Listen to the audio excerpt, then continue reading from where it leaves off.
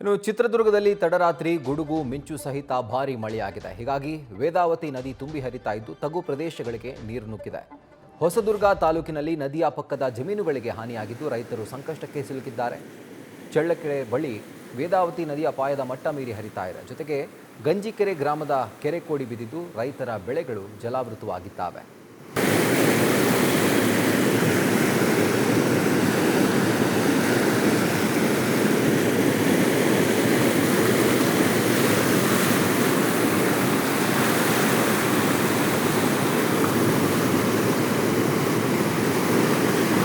ನೀನು ಹೋಗು.